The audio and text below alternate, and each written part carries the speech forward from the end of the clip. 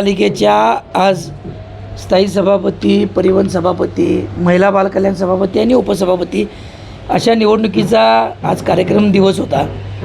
त्यामध्ये परिवहन सभापती निवडणुकीच्यामध्ये परिवहन समितीच्या बरोबरीनं पहिल्यांदा स्थायी सभापतीची निवड झाली आणि त्या स्थायी सभापतींचं मतदान आज परिवहन सभापतीला घेण्यात आलं.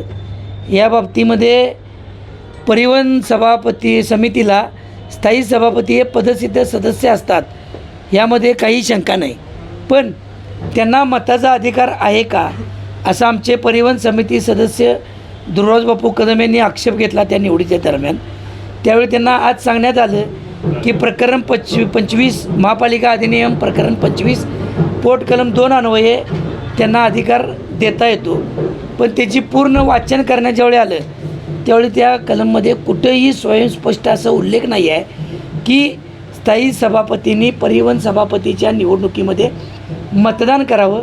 पदसिद्ध सदस्य आहेत ते, पण त्यांना मताचा अधिकार आहे असा कुठेही उल्लेख नाही आहे. समिती सभापतीची 12 सदस्य जे निवडले जातात त्यातूनच व्हावी असं प्रकरण 25 कलम 2मध्ये उल्लेख आहे.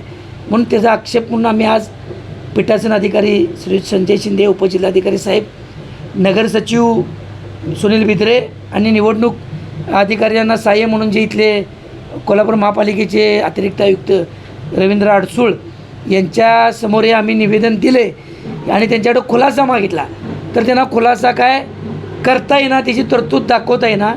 तर त्यांनी आम्हाला सांगितलं याच्यावर आम्ही लिगल ओपिनियन घेतो, एकाला 2 वकिलांचं घेतो आणि तुम्हाला 2 दिवसात देतो. निवडणूक 8 आणि विरुद्ध 5 झाली, तशी बलाबलप्रमाणे महायुतीकडं 7 आणि आमच्याकडं 5 अशीच व्हायला पाहिजे होती. 8वं मतदान आलं हे आमचा आक्षेप एवढ्यासाठीच जर स्थायी सभापतींना मतदानाचा अधिकार जर तरतूद असेल हे त्यांनी जर दाखवलं तर इथून पुढच्या काळात पण ती तशीच राहावी, यासाठी आमचं हे निवेदन आणि त्याचा खुलासा घेणार आहे. कारण ह्याच्या अगोदरचे महापालिकेचे अनुभव वाईट आहेत. सत्ताधारी मुंबईतनं जे आदेश देतील त्याप्रमाणे काही वेळेला निवडीमध्ये बदल तासाभरात झालेले अनुभव आहेत. त्यामुळं आम्ही आत्ता त्यांच्याकडं त्या पद्धतीनं खुलासा मांडत उद्या कदाचित आमचा स्थायी सभापती झाला आणि यांनी त्याला मताचा अधिकार नाकारला तर, म्हणून आम्ही आमचा आक्षेप आज हा नोंदवलेला आहे.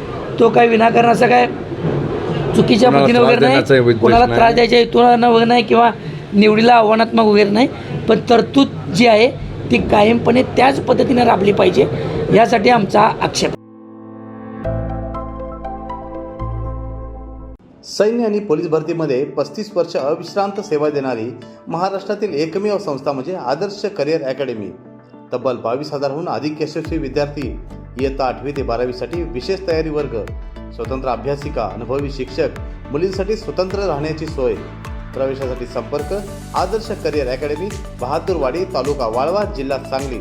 मोबाईल क्रमांक 91 58 66 89 89 आणि 99 60 88 88 33.